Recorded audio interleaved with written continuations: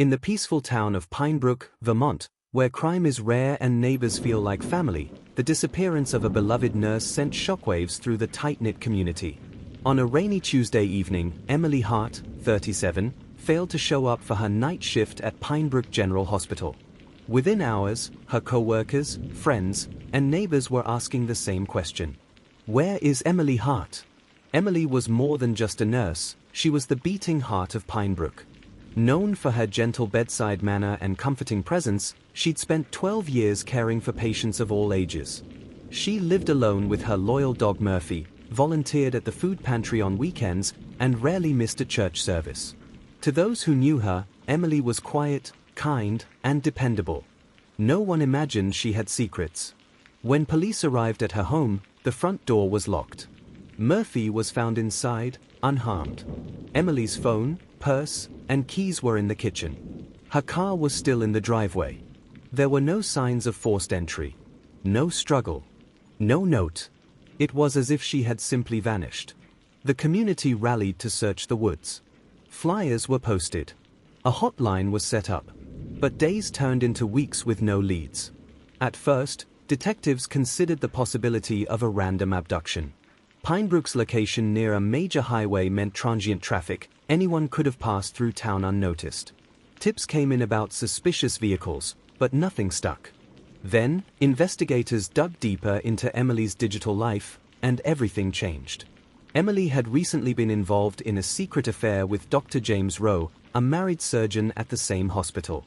Phone records and journal entries painted a picture of a relationship that turned sour.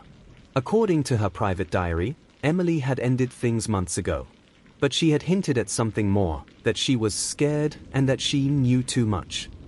Investigators questioned Dr. Rowe, who admitted to the affair but denied any involvement in her disappearance. That's when they found the biggest lead, a handwritten note in Emily's locked desk drawer. If anything happens to me, it's because I couldn't stay quiet anymore. Emily had discovered something at the hospital, and it wasn't about Dr. Rowe.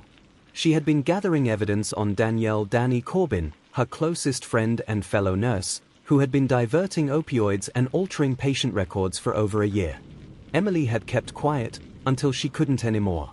Phone records revealed that Danielle was the last person Emily spoke to before she vanished. When pressed, Danielle claimed they had only spoken briefly.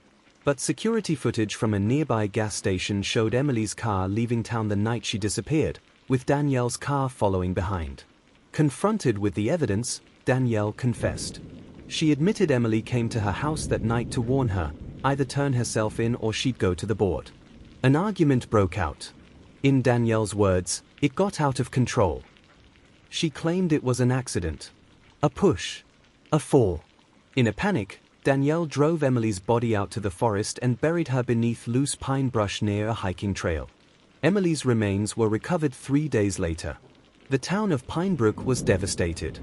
The woman everyone saw as the town's healer had died trying to do the right thing.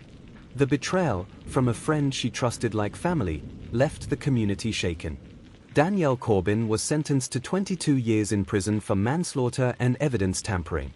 Emily's story is now a somber reminder that even the people we think we know best can carry dark secrets. And sometimes, the most dangerous whispers come from those closest to us.